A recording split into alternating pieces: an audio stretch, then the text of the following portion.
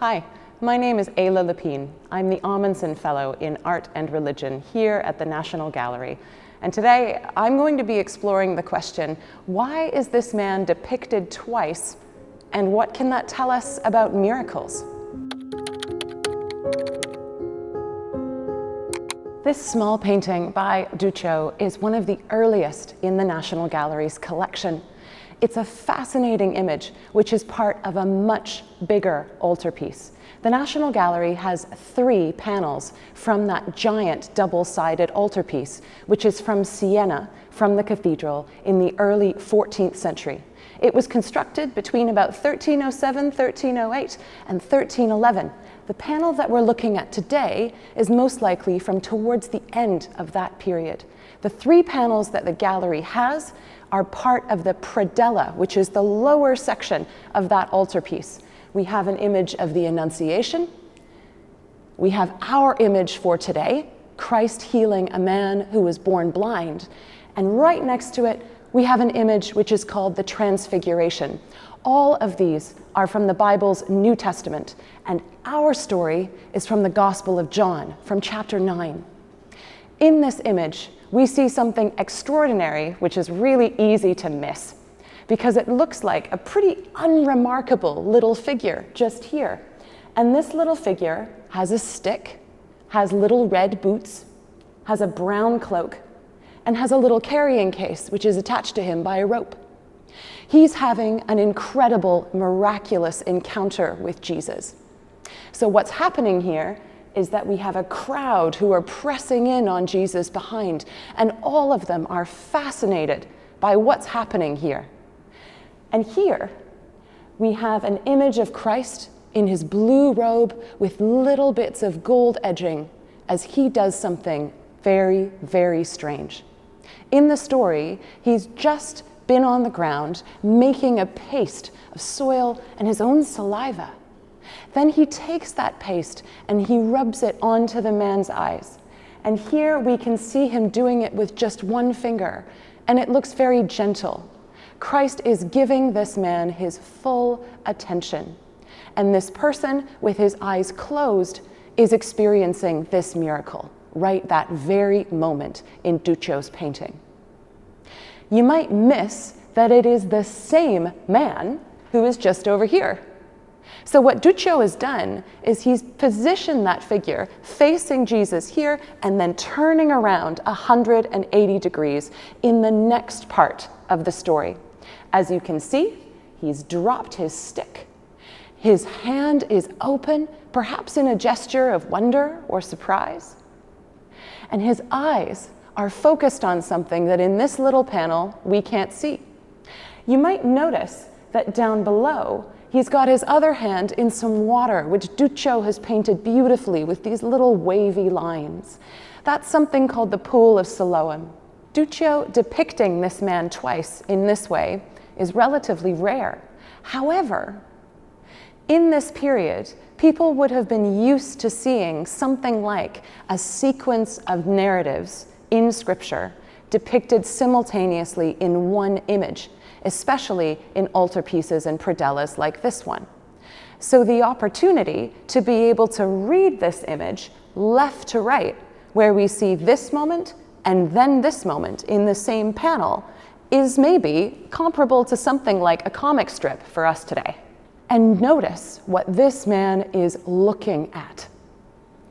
This panel, which we have in the National Gallery, would have also been the next panel along in that gigantic altarpiece, the Siena Maestà, which I explained earlier.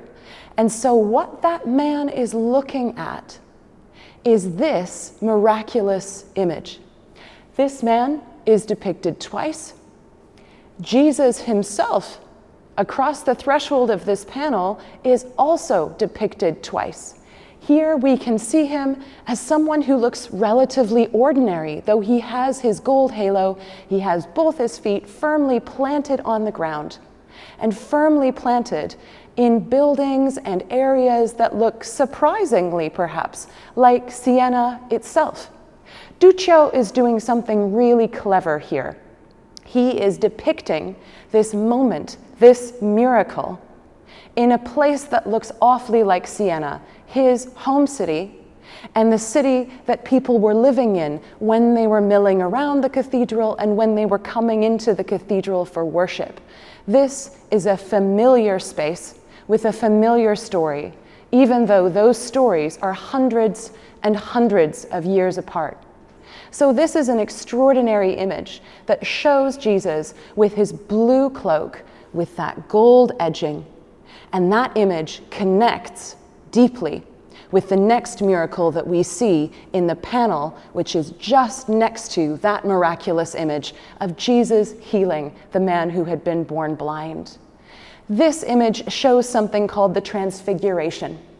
This is one of the most precious moments in the whole of the Gospels. One of the most powerful accounts of the Transfiguration is in the Gospel of Matthew. And what happens there is that Jesus takes some of his disciples, Peter, James, and John, up to a high mountain. We are no longer in the familiar surroundings of Siena in its everyday life that Duccio has painted with this extraordinary biblical narrative. Here, Duccio has rooted this biblical narrative in the space of heaven, in the realm of some kind of mysterious threshold, and mountains are really important in Hebrew Bible and New Testament accounts, where heaven and earth meet. You can see that by how much gold he's using. And you can see that in what's happened to Jesus' robe. What we saw as blue with gold edging in the previous panel, we now see shot through with the glory and the beauty of gold, of heavenly light, shot through with this amazing sense of heavenly radiance. And the gospel writer Matthew, he even struggles to put this into words. It shone whiter than the brightest light. It was this beautiful thing which no one had ever seen before. And there is a voice in this story. It's the voice of God the Father himself from heaven. This is my son. I love him. Listen to him. So now we have seeing and we have hearing, and we have an everyday insight through this incredible miracle to what Jesus can do and who Jesus is. Here we have an additional insight into who Jesus really is and what he can do, because this image on the threshold of heaven shows us that this person here is none other than the Son of God. So in the sequence of the altarpiece, what we have is an image of this man shown twice, facing Jesus and then facing away, having been healed and cured. And then we have Jesus across the threshold shown twice, here and here. And here, like the blind man, he has somehow been changed mysteriously.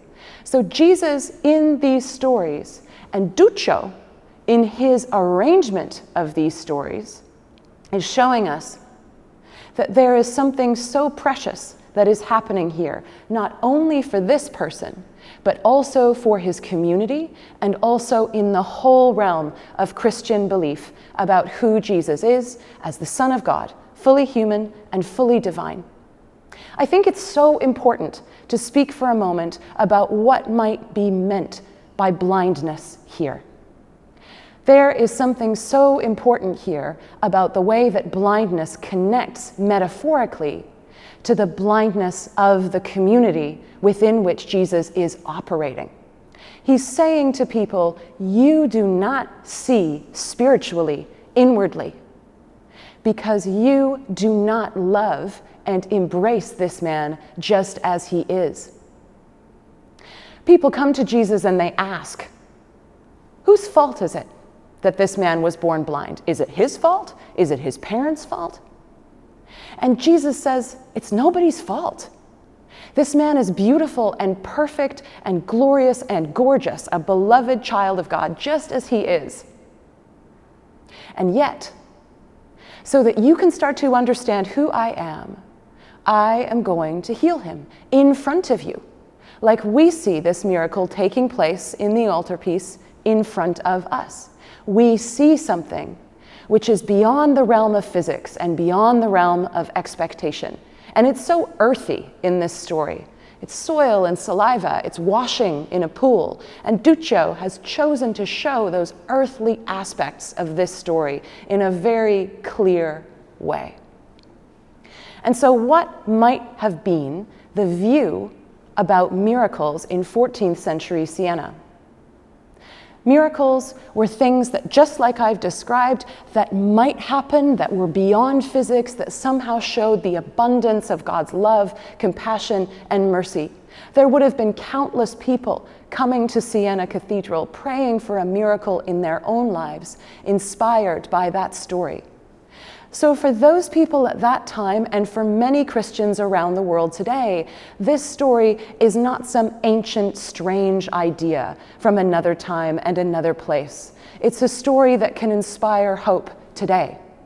But let's be clear, especially in terms of disability and inclusion, that Jesus is not saying that blindness is a problem. He's saying that the inner spiritual blindness of communities that marginalize and exclude people, that is the problem. And he takes the opportunity of transforming the life of the man who is born blind, shown twice here, in order to demonstrate that deeper truth to absolutely everyone who is a beloved child of God in this tradition. If you'd like to learn more about art history, you can click here or here, and you can subscribe to our YouTube channel. Thank you so much for watching today, and we'll see you next time.